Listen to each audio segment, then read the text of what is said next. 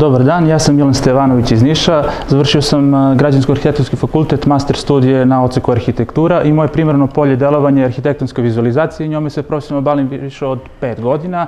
Najkraće rečeno, to je ilustrovanje neizgrađene arhitekture, bilo da je to u pitanju eksterijer ili interijer.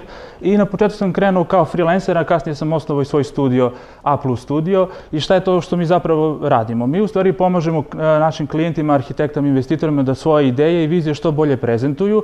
I krajnji produkt našeg rada je render, odnosno kompjuterski generisana slika ili render. I sada, pošto dosta ljudi ne zna šta je to u stvari render, ja ću probati kroz naš proces rada da to ovako malo približim.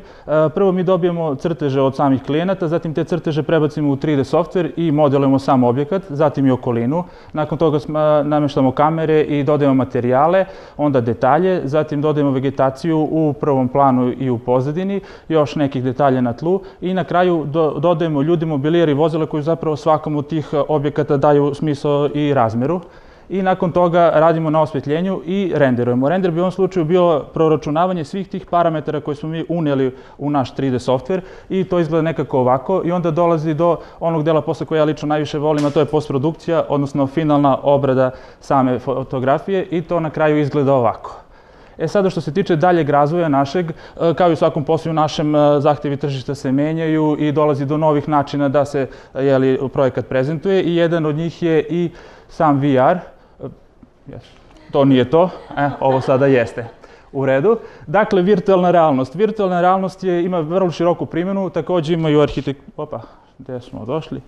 Evo ga, ima široku primjenu arhitekturi i uz pomoć samo jednog ovakvog mobilnog telefona i parčeta kartona sa sočima koji izgleda ovako, vi možete krajnjem korisniku pokazati kako će taj prostor izgledati kasnije, pre nego što on uopšte bude izgrađen, što je velika stvar. I još jedna primjena je ovakve virtualne ture koju ću vam sada pokazati. Ovo je zapravo virtualna tura stana koju sam projektovao ovde u Beogradu. I ove pulsirajuće tačke koje vidite, to su zapravo hotspotovi pomoću kojih se krećemo kroz samu turu. Kao što vidite, možete pokazati korisniku kako je to preko dana ili kako će biti preko noći. Ovdje imamo očigledno neko filmsko večer, možda ne bi bilo loše da odemo i do sofe da vidimo kako to izgleda iz tog ugla. Nije loše ni odatle. Imamo pivo, imamo čips, Deadpool je tu. Možemo da odemo do ulazne partije, da vidimo šta nas to čeka kad uđemo u sam stan. I kada razgledamo malo i tu, nakon toga možemo da odemo i do kuhinje. Možemo da odemo ili preko ovog hotspota, a možemo i uključiti opcije pa pogledati sam plan u aksonometriji i odatle izabrati naše sledeće odredište. Gde ćemo ići? Ovo je, kao što vidite, kuhinja i ovo je virtualna tura prilagođena za web pregledače, ali također možemo imati i turu koja je za mobilni telefon i VR gear. Čak sam i pre vremena. Da, imam onda ovo. Hvala na pažnju. Ako vas još nešto zanima, tu je A+ studio naš.